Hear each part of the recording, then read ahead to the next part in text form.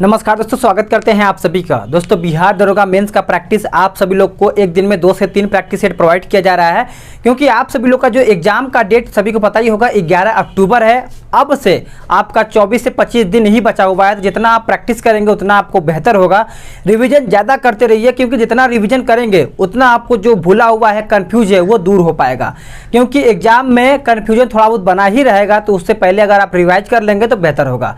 आपका एडुटेरिया का वॉल्यूम जो 2 का आपका मेंस का आया है वो भी कराया जा रहा है। ये आपका क्या बोलते हैं कि प्लेटफार्म का वॉल्यूम 2 अभी सेट खत्म हो जाएगा। ये 21 नंबर का सेट अपलोड हो जाएगा, तो आप इसको देख लीजिएगा। उसके बाद आपका केबीसी नैनो का भी सेट डेली बेस पे चला जाएगा। रिवीजन करते जब तक आप सभी लोग का एग्जाम ना हो जाए तब तक आप सभी लोग को रिवीजन कराया जाएगा इस चैनल के माध्यम से। तो चलिए टेस्ट को शुरू करते हैं। क्वेश्चन नंबर 1 पे आते हैं। क्या कहता है उसको देखते हैं। कहता है कि जनसंख्या घनत्व और आर्थिक समृद्धि बताना है आपको। चलिए आंसर करिएगा। तो आंसर आपका बी हो जाएगा, एक दूसरे से संबंधित होते हैं आपका जनसंख्या घनत्व और आर्थिक समृद्धि। देखिए, जनसंख्या घनत्व और आर्थिक समृद्धि एक दूसरे से संबंधित है, जो स्थान आर्थिक दृष्टि से उन्नत और संपन्न होते हैं। क्वेश्चन नंबर 2 कहता है कि देश में स्टॉक एक्सचेंजों को कौन नियमित करता है। तो आंसर आपका सी हो जाएगा, सेबी। देखिए, इसका स्थापना देखा जाए तो आपका 1988 में किया गया था, आप इसको याद रखिएगा। क्वेश्चन नंबर 3 पे आते हैं। देखिए क्या कहता है। कहता है कि विश्व में सबसे पहले परिवार नियोजन को सरकारी स्तर पर अपनाने वाला देश कौन है। तो आंसर आपका हो जाएगा भारत। देखिए, पहला देश आपका भारत है जिसने परिवार नियोजन कार्यक्रम को वर्ष 1952 में, याद रखिएगा 1952 में ये कार्यक्रम अपनाया था। Question number 4 young India forum निम्न में से किस उद्योग व्यापार संगठन से संबंधित है। तो आंसर आपका क्वेश्चन नंबर 4 का सी हो जाएगा, CII। देखिए, CII का फुल फॉर्म भी याद रखिएगा, कन्फेडरेशन, क्या होता है का, कन्फेडरेशन ऑफ इंडियन इंडस्ट्री। आपका आंसर यहाँ पे सी हो जाएगा। केंद्र सरकार के राजस्व का मुख्य स्रोत क्या है। क्वेश्चन नंबर 5 का आंसर बी हो जाएगा, निगम कर। देखिए, केंद्र सरकार के राजस्व का मुख्य स्रोत आपका निगम कर है, जो कुल राजस्व का 28% आपका है, याद रखिएगा। क्वेश्चन नंबर 6 पूरा पाषाण काल में आदि मानव ने मनोरंजन का साधन क्या अपनाया था। तो क्वेश्चन नंबर 6 का आंसर आपका शिकार हो जाएगा। पूरा पाषाण काल में आदि मानव के मनोरंजन का साधन आपका शिकार था, और पूरा पाषाण काल में पत्थर के औजार बनाने जाने का स्थान आपका पूरा पाषाण काल को ही माना जाता है। वैदिक साहित्य में प्रयुक्त व्रीहि शब्द का अर्थ क्या है। तो आंसर आपका डी हो जाएगा, चावल। क्वेश्चन नंबर 8 पे आते हैं।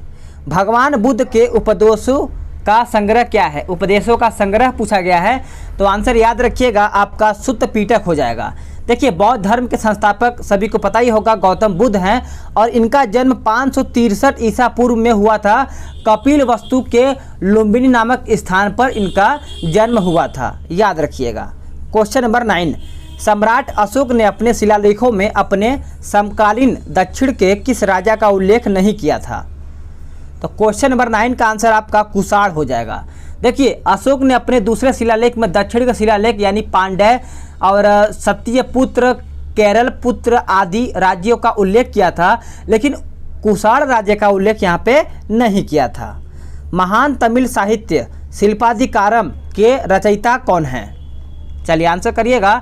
तो आंसर आपका बी हो जाएगा, इनलिंगो हो जाएगा आपका, इनलिंगो, याद रखिए। इस महाकाव्य की रचना इनलिंगो अडिगल ने लगभग ईसा की 2री या फिर 3री शताब्दी में की थी।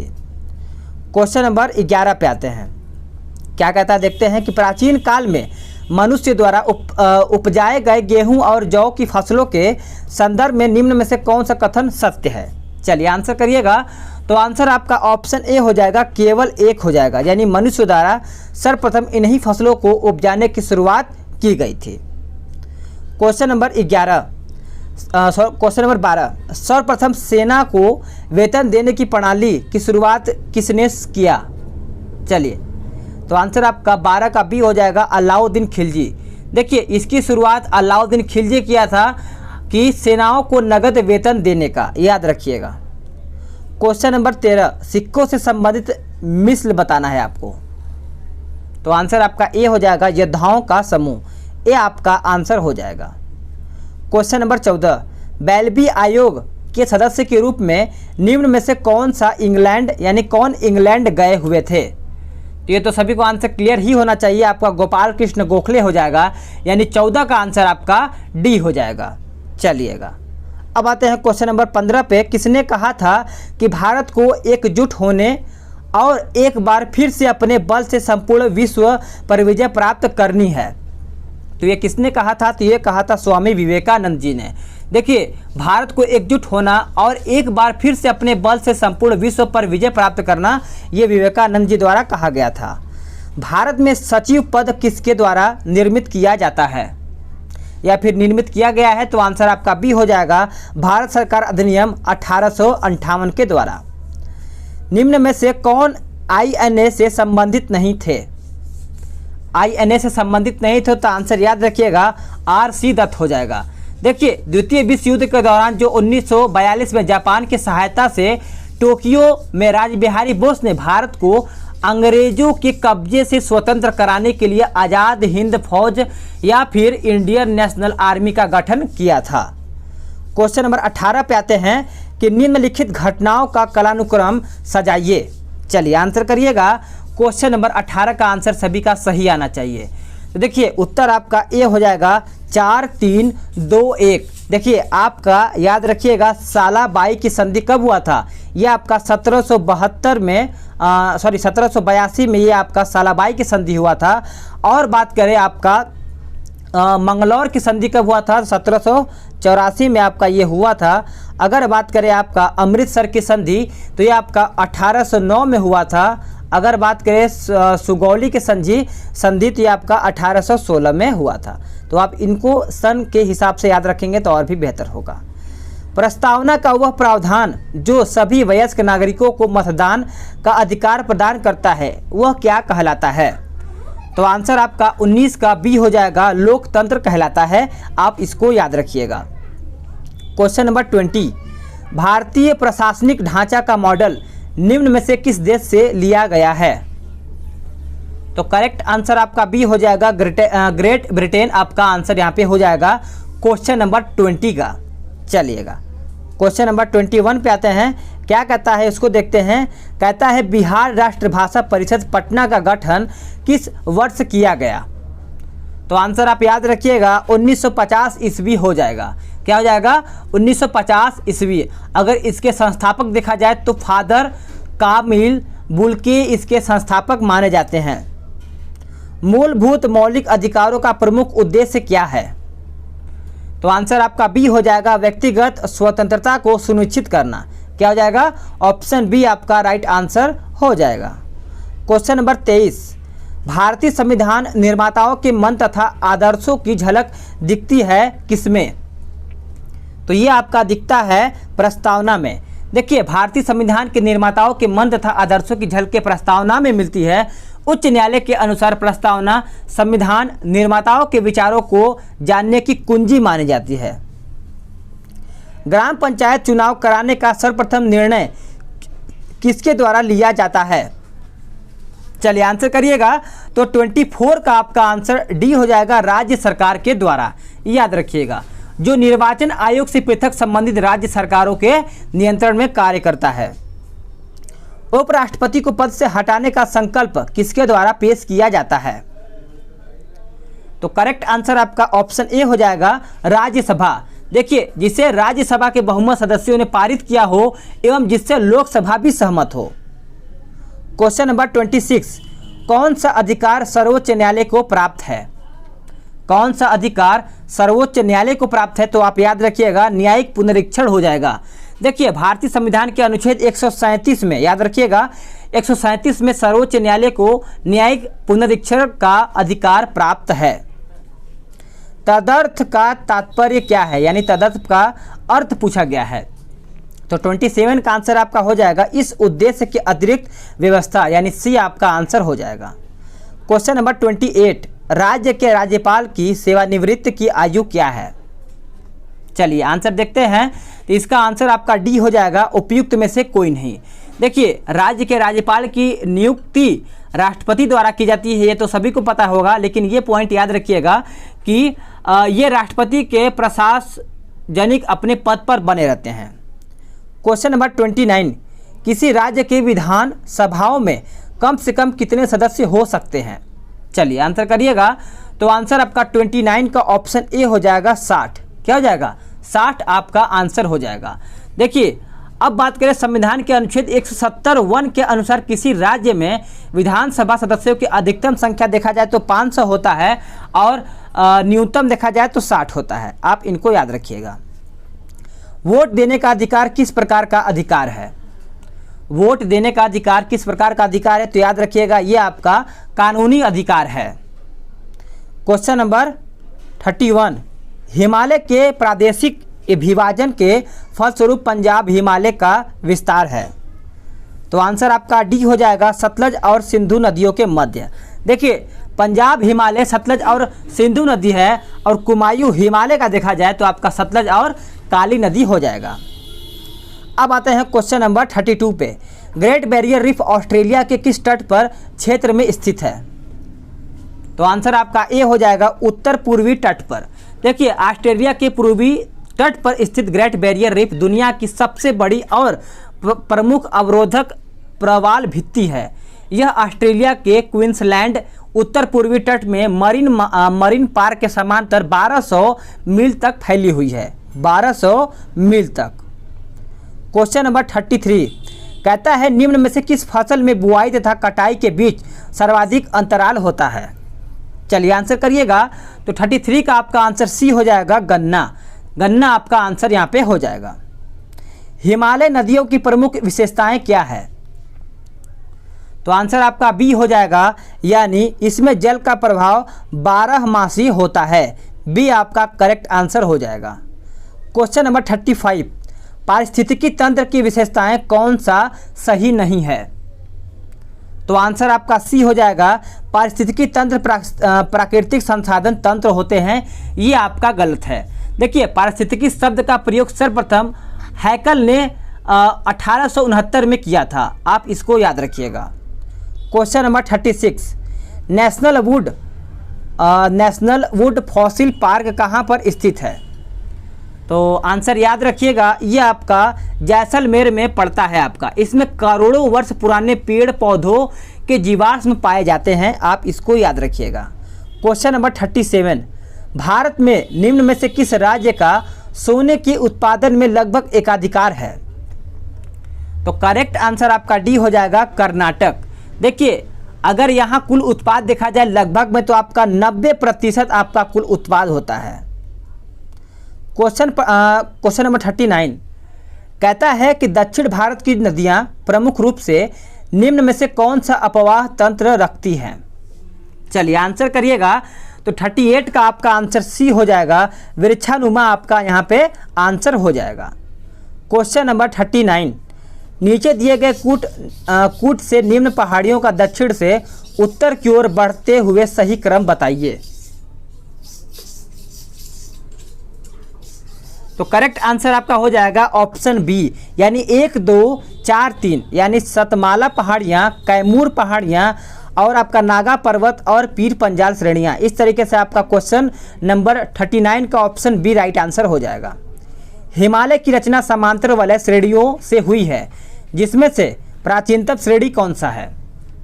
तो प्राचीनतम श्रेणी देखा जाए तो आपका वृहद हिमालय हो जाएगा। आप इसको याद रखिएगा। क्वेश्चन नंबर 41 मीठे पानी की कल्पसर परियोजना स्थित है कहाँ में?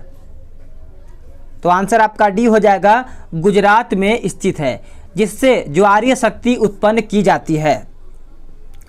क्वेश्चन नंबर 42 देखते हैं क्या कहता है। कहता है सूची 1 और सूची 2 को सुमेलित करके बताना है। तो देखिए इसका आंसर आपका ए हो जाएगा, यानी तिलैया बांध आपका चला जाएगा बाराकर नदी, उसके बाद आपका चला जाएगा पंचेल हिल बांध, आपका चला जाएगा दामोदर, राणा सागर, प्रताप सागर, ये आपको सभी को पता ही होगा, चंबल और माता टीला बेतवा। तो इस तरीके से आंसर आपका ए हो जाएगा। क्वेश्चन नंबर 43 भारत में एग्रो इकोलॉजिक जोन्स यानी कृषि पारिस्थितिकी क्षेत्रों की कुल संख्या कितनी है? तो टोटल देखा जाए तो आपका 20 संख्या हो जाएगा। निम्न में से कौन सा एक समांतर फसल का उदाहरण है? तो आंसर आपका बी हो जाएगा, गेहूं प्लस सरसों आपका यहाँ पे करेक्ट आंसर हो जाएगा। बहुत सही। क्वेश्चन नंबर 45, निम्नलिखित में से कौन सुमेलित नहीं है? निम्नलिखित में से कौन सुमेलित नहीं है? तो याद रखिएगा आपका ऑप्शन 45 का सी हो जाएगा, सिंदरी तांबा। ये आपका गलत है। देखिए सिंदरी किसके लिए प्रसिद्ध है? तो वो आपका झारखंड में अवस्थित है, अपने उर्वरक कारखानों के लिए ये आप जाना जाता है। क्वेश्चन नंबर 46, वायु की क्षैतिज गति से होने वाले ऊष्मा के अंतराल को हम क्या कहते हैं? चलिए आंसर करिएगा 46 का। तो आंसर आपका क्या हो जाएगा? ए हो जाएगा, अभिवहन हो जाएगा आपका आंसर 46 का। देखिए आप इसको याद रखिएगा कि आपको यहाँ पे क्षैतिज गति से होने वाले ऊष्मा के अंतराल को हम क्या कहते हैं? तो अभिवहन। ये आपके एग्जाम में पूछा जा सकता है। एक वास्तविक गैस किसमें एक आदर्श गैस के रूप में क्रिया कर सकती है? तो आंसर आपका बी हो जाएगा, निम्न दाब तथा उच्च ताप। देखिए निम्न दाब तथा उच्च ताप आपका यहाँ पे आंसर हो जाएगा।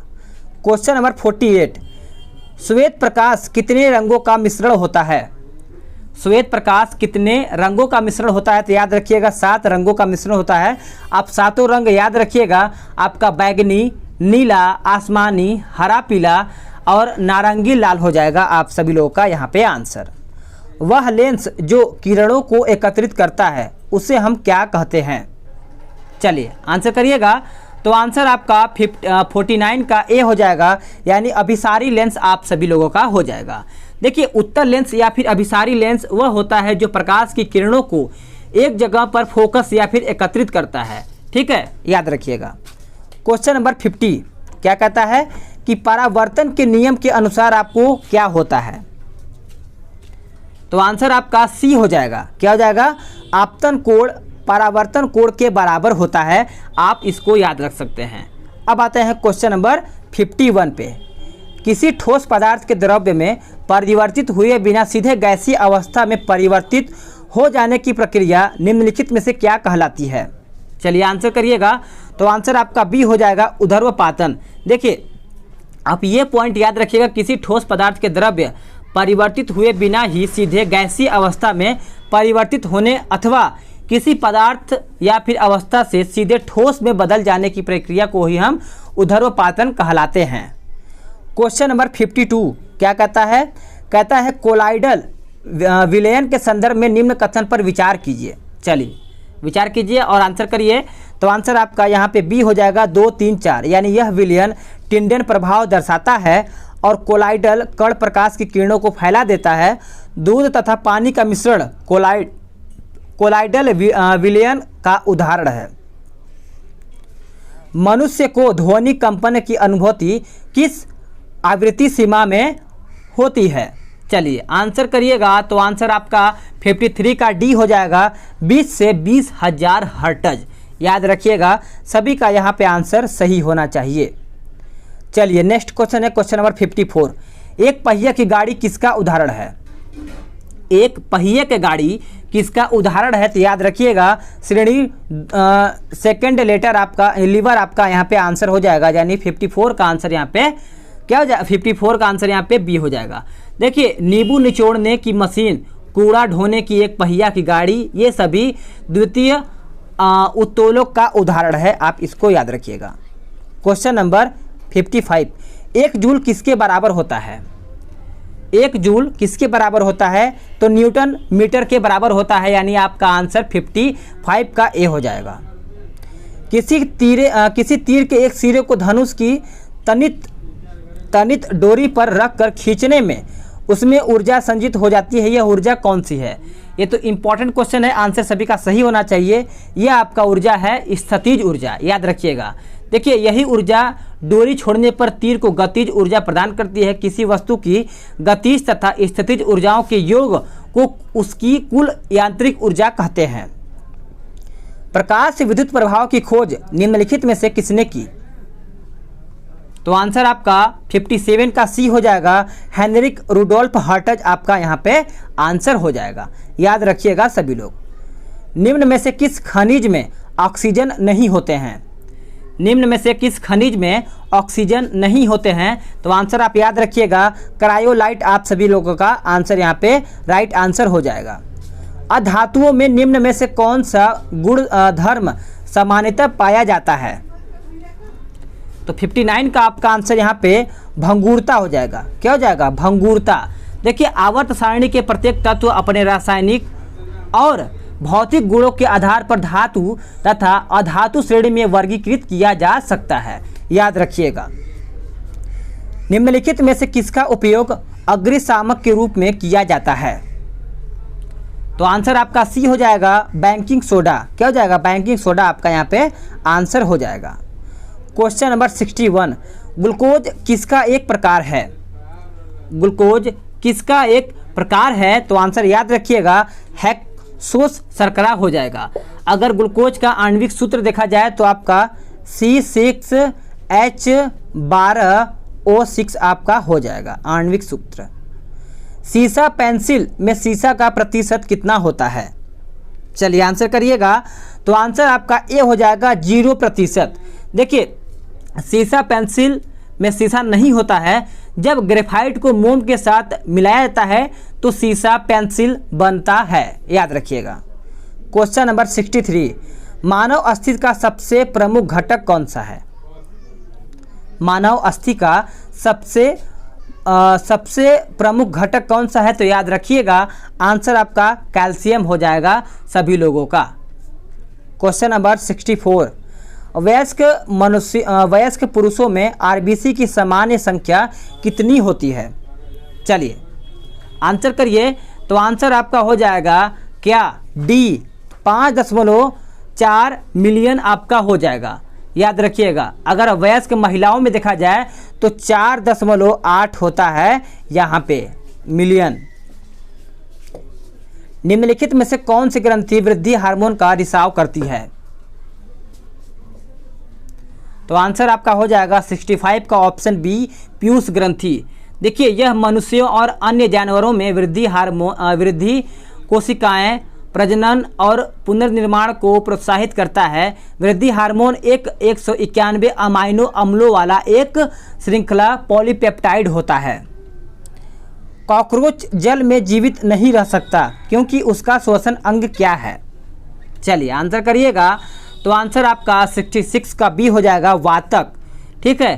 कीट यानी जो सिर कटने के बाद कॉकरोच ज़्यादा दिन जिंदा नहीं रह पाते क्योंकि कॉकरोच खाते पीते सिर से ही हैं और भूख और प्यास की वजह से ही वो मर जाते हैं। क्वेश्चन नंबर 67, निम्नलिखित में से सर्वाधिक और न्यूनतम अभिक्रियाशील वाला युग्म कौन सा है? तो आंसर आपका हो जाएगा 67 का ऑप्शन डी पोटेशियम और सोना आप सभी लोगों का आंसर यहाँ पे हो जाएगा। देखिए कुछ महत्वपूर्ण धातुओं की अभिक्रियाशीलता का अवरोही क्रम इस प्रकार सा है: potassium, sodium, calcium, magnesium, aluminium, zinc, iron, lead, hydrogen, copper, mercury, silver, सोना। तो आप इसको याद रखिएगा। मैंने थोड़ा फास्ट बोल दिया है ताकि आपको जल्दी से कंप्लीट हो जाए। तारों का टिमटिमाना प्रकाश का किस घटना के कारण होता है? तो आंसर क्या हो जाएगा? याद रखिएगा आप सभी का आंसर यहाँ पे हो जाएगा ऑप्शन सी प्रकाश का अपवर्तन। देखिए वायुमंडलीय अपवर्तन के कारण ही तारे टिमटिमाते हुए प्रतीक होते हैं। पृथ्वी के वायुमंडल में प्रवेश करने के पश्चात पृथ्वी के पृष्ठ पर पहुंचने तक तारे का प्रकार निरंतर अपरिवर्तित होता रहता है। एक तारा में बहती विद्युत धारा एक विभवांतर प्रत्येक को दुगुना बढ़ा दिया जाए तो विद्युत शक्ति क्या हो जाएगी? तो विद्युत शक्ति देखा जाए तो आपका 4 गुनी बढ़ जाएगी। बी आपका आंसर यहाँ पे हो जाएगा। मर्मियोलॉजी किसका अध्ययन है? मर्मिकोलॉजी, माफ़ी चाहेंगे, मर्मिको लिखा हुआ है। मर्मिकोलॉजी किसका अध्ययन है? तो याद रखिएगा ये आपका अध्ययन किसका है? तो चींटियों का है। याद रखिएगा चींटियों का। ठीक है। एंटीमोलॉजी भी इसका ये शाखा है। याद रखिएगा कीट पतंग एंटीमोलॉजी। किस पंचवर्षीय योजना का मुख्य उद्देश्य गरीबी उन्मूलन और रोजगार में वृद्धि था? तो गरीबी से सभी को पता ही होगा ये आपका कौन सा पंचवर्षीय योजना है। तो देखिए उन्मूलन और रोजगार में वृद्धि होगा, याद रखिएगा। गरीबी तो वैसे आपका इस क्वेश्चन के हिसाब से 71 का आंसर तो बी हो जाएगा, छठी पंचवर्षीय योजना। अब इसको देखिए कि छठी पंचवर्षीय योजना का मुख्य उद्देश्य गरीबी उन्मूलन और बेरोजगारी में वृद्धि तथा अगर पांचवी पंचवर्षीय योजना देखा जाए तो इस मुख्य योजना का गरीबी उन्मूलन एवं आत्मनिर्भरता की प्राप्ति था। याद रखिएगा आत्मनिर्भरता की प्राप्ति पांचवी में था और छठी में आपका क्या था, याद रखिएगा गरीबी उन्मूलन और रोजगार था। सांसद आदर्श ग्राम योजना की शुरुआत कब की गई? तो करेक्ट आंसर आपका सी हो जाएगा 11 अक्टूबर 2014 को जयप्रकाश नारायण के जन्मदिन पर यह शुरू किया गया था। भारत में बजट प्रणाली का संस्थापक किसे माना जाता है? तो देखिए करेक्ट आंसर आपका 73 का ऑप्शन ए हो जाएगा, जेम्स विल्सन। देखिए जेम्स विल्सन आपका यहाँ पे आंसर हो जाएगा। टैरिफ लगाया जाता है किस पर? तो आंसर आपका हो जाएगा 74 का ऑप्शन बी, किसी देश द्वारा आयातों पर। बी आपका आंसर यहाँ पे हो जाएगा। वोल्गा नदी कहाँ गिरती है? वोल्गा नदी कहाँ पे गिरती है? 75 का आंसर करिए।